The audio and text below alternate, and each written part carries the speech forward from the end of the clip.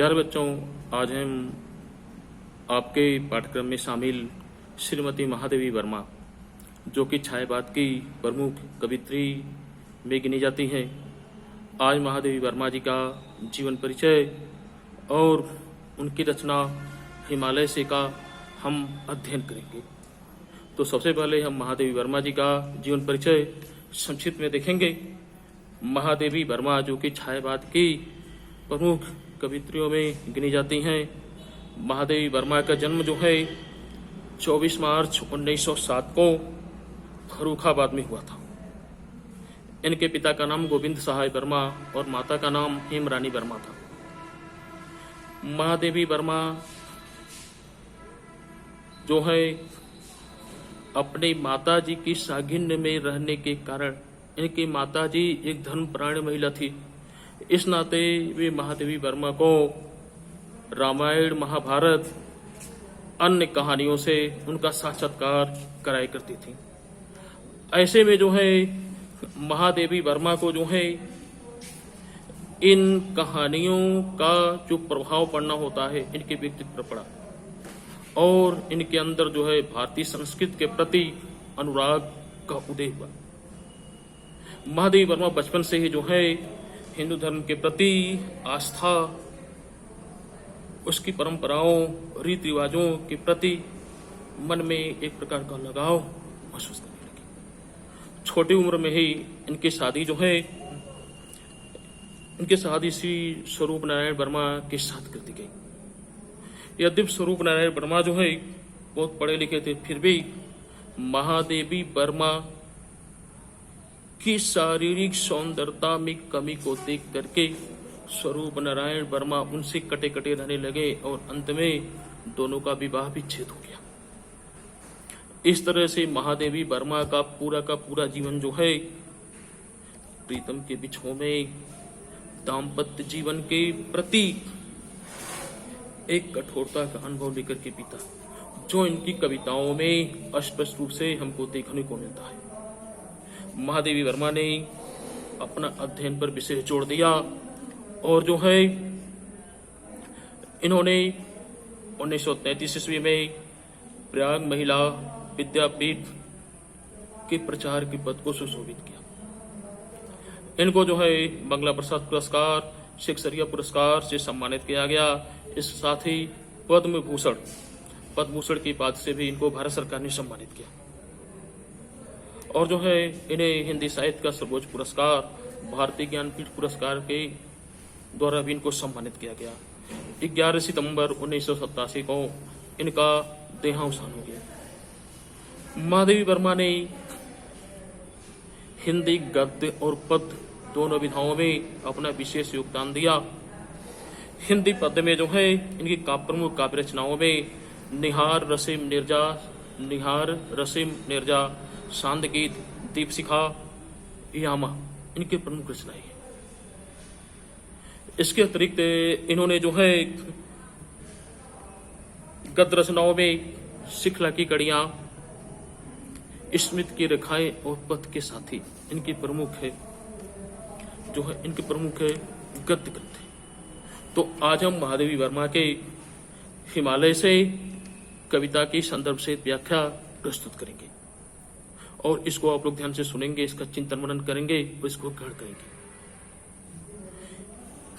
हे चिर महान यह स्वर्ण रसिम छू श्वेत भाल, बरसा जाती रंगीन हास, शैली बनता है इंद्रधनुष, परिमल मल जाता बतास, पर रागहीन तू हिम निधान। नभ में गर्भित झुकता शीस, पर अंक लिए है दीन छार, तन गल जाता नत विश्व देख, तनसल मन गल जाता नत विश्व देख, तन सह लेता है कुलिस भार, कितने मृद कितने कठिन प्राण, टूटी है तेरी कब समाधि, झंझा लौटे सत भार हार, वह चला दृगो से किंतु नीर, सुनकर जलते कण की पुकार। सुख से विरक्त दुख में समान, मेरे जीवन का आज मुख तेरी छाया से हो मिलाप, तन तेरी साधकता छूले, मल्ले करुणा की था नाप, उर्मे पावस दृग में बिहान। संदर्भ इसका प्रस्तुत पद्यांश हमारी पाठ्य पुस्तक हिंदी के पद्य खंड से महादेवी वर्मा जी द्वारा रचित हिमालय से नामक पाठ से लिया गया है। इसके रचयिता महादेवी वर्मा जी हैं। अब इसके व्याख्या को हम देखेंगे। हे चिर महान ए स्वर्ण रसिम छु श्वेत भाल बरसा जाती रंगीन हास। महादेवी वर्मा जी हिमालय से कहती हैं कि हे महान हिमालय, तू अनंत काल से जो है यहाँ पर स्थिर है। अनंत काल से तू यहाँ पर स्थिर है और इन तुम्हारे सफेद बर्फ से ढके हुए शिखरों पर जब सूर्य की पीली सुनहरी किरणें पड़ती हैं तो समय ऐसा लगता है जैसे कोई नायिका कोई हंस रही है, जैसे किसी की हंसी जो है इस पर बिखर जाती है। और जो है तुम्हारे सर पे उन किरणों को, सूर्य की सुनहरी किरणों को पड़ने से तुम्हारे सर जो इंद्रधनुष की तरह से, जो किरणें इंद्रधनुष की तरह से कई रंगों विभक्त जाती है, इंद्रधनुष की जो आभा बनती है, वो ऐसा लगता है जैसे तुम्हारे सर पर किसी ने सप्तरंग की पगड़ी को बांध दिया। परिमल मलमल जाता बतास पर रागहीन तुहि निधान।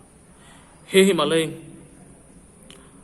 और हमारा मन जो है परिमल की तरह से, हमारा मन परिमल की तरह से हो जाता है, लेकिन इतना होने के बाद भी तू जो है क्या है, तू रागहीन, यानी तुझे किसी से भी लगाव और न ही किसी से द्वेष, यानी कि तू हर समय जो है राग द्वेष से रहित होकर के स्थिर है। नभ में गर्भित झुकतान शीश पर अंक लिए हैं दीन छार। और हे हिमालय, तुम्हारा सर जो है गर्भ से जो है आसमान की ऊंचाई में ऊंचा खड़ा हुआ है, जो कभी भी किसी को देख करके झुका नहीं है, यानी कभी भी तुम्हारे इस ऊंचे शिखरों को, कोई तुम्हारे ऊंचे शिखरों को कभी झुका नहीं पाया है। फिर भी तुम जो हो इतने महान होने के बावजूद तुम अपने हृदय में, यानी कि अपने गोद में जो है धूल और मिट्टी को भी जो है शरण दिए हुए, धूल और मिट्टी जैसे तुच्छ चीजों को तुम इतना महान होते हुए भी अपने हृदय में शरण दिए हुए। मन गल जाता न विश्व देख तन सह लेता है कुलिस भार, कितने मृत कितनी कठिन प्राण। और हे हिमालय, तुम इतनी ऊंचाई पर होते हुए, इतने महान होते हुए भी तुम्हारा मन जो है, जब तुम देखते हो कि पूरा का पूरा विश्व तुम्हारी चरणों में झुका हुआ है, चरणों में अपने आप को समर्पित कर रहा है, तो तुम्हारा मन जो होता है बर्फ की तरह से गल जाता है, यानी कि तुम्हारे मन में दया का महान सागर उमड़ पड़ता है। तन सह लेता है पुलिस भार, और तुम्हारा शरीर जो है इतने कठिन भार को, पत्थरों चट्टानों की इतने कठिन भार को भी तुम्हारा मन जो होता है उसको आराम से सह लेता है। कितने कठिन पहाड़, तुम कितने कोमल हो हे हिमालय, तुम कितने कोमल हो, और तुम जो हो कितने कठिन हो, इतने कठोर प्राण वाले। टूटी है तेरी कब समाधि झंझाल लौटी सच बार बार। महादेवी जी कहती हैं कि हे हिमालय, तुम इतने कठोर, इतने महान हो कि तुमसे टकरा करके सैकड़ों आंधी तुमसे टकरा करके जो है बार बार वापस लौट गए हैं, यानी कि सैकड़ों आंधी तूफान तुमसे टकराए, लेकिन कोई भी तुमको डिगा नहीं सका, कोई भी तुमको हरा नहीं सका, और सैकड़ों आंधी तूफान जो है लौट गए। और तुम जो हो एक समाधिस्थ समाधि में लगे हुए योगी की तरह से तुम खड़े रहे, तुमको कोई डिगा नहीं सका। वह चला दृकों से किंतु नीर सुनकर चलती कण की पुकार। लेकिन इतना होते हुए भी जब तुमने मैदानी भाग में मट्टी के कणों की, सूर्य के प्रकाश से जलते हुए मट्टी के कणों की पुकार तुमने सुनी, मट्टी के कणों की पुकार जब तुमने सुनी कि वे सूर्य के प्रकाश से जल रहे हैं, तो तुम्हारे नेत्र रूपी, तो जो है तुम्हारे नेत्रों से लगता है जल की धाराएं निकलकर उन्हें तृप्त करने के लिए चलती। और ये जल धाराएं क्या है? तुम्हारे अंक से जो नदियां निकल करके मैदानी भागों को जाकर सींचती हैं, वो ऐसा लगता है कि चलते हुए कणों की पुकार सुन करके उन्हें शीतलता प्रदान करने के लिए तुम्हारी आंखों से आंसुओं की धार बह निकली हो। सुख से विरक्त दुख में समान, और हे हिमालय, तुम एक विरक्त योगी की तरह से हो जिसको सुख दुख किसी से कोई प्रभाव नहीं पड़ता, यानी कि जो सुख और दुख दोनों में जो है अचल भाव से खड़ा है, निर्विकार भाव से खड़ा है। मेरा जीवन का आज मुख तेरी छाया में हो मिलाप, तन तेरी साधकता छूले मन ले करुणा की था ना। महादेवी जी कहती हैं कि हे महान हिमालय, मैं चाहती हूं कि तेरे इस महान छाया में मेरी जीवन का मिलाप हो। तेरी मुक्ता, यानी कि तू न बोलते हुए बहुत कुछ कह देता है, मुख होकर बहुत कुछ कह लेता है, और मेरी यह कामना है, मेरे यह हृदय की इच्छा है कि तेरी छाया में मेरा मिलाप हो, यानी कि तेरी छाया में मैं अपने आप को समर्पित कर दूं, अपने आप को मैं तेरी छाया के नीचे ही समर्पित कर दूं। तन तेरी साधकता छूले मन ले करुणा की थाना, और मेरा तन, मेरा शरीर जो है, जो तुम एक समाधिस्थ साधना में रत योगी की तरह से तुम जिस तरह से पड़े हो, मेरा मन भी जो है तुम्हारी साधना की गहराइयों को स्पर्श करना चाहती है, यानी कि तुम्हारे साधना को महसूस करना चाहती है। और मैं पावस त्रिक में बिहान, और जो है जिससे मेरा मन तुम्हारे अंदर करुणा की जो अथाह सागर लहरा रहा है, तुम्हारे उस करुणा के अथाह सागर को मेरा मन नापना चाहता है, तुम्हारे उस करुणा के सागर को मेरा मन स्पर्श करना चाहता है। और मैं पावस त्रिक में बिहान, क्योंकि तुम्हारे उर में, तुम्हारे हृदय में जो है एक उल्लास है, त्रिक में बिहान, और तुम्हारे नेत्रों में जो है सभी के लिए एक समर्पण और प्यार। ये पाठ समाप्त हुआ, अगले पाठ को हम कल देखेंगे, तब तक के लिए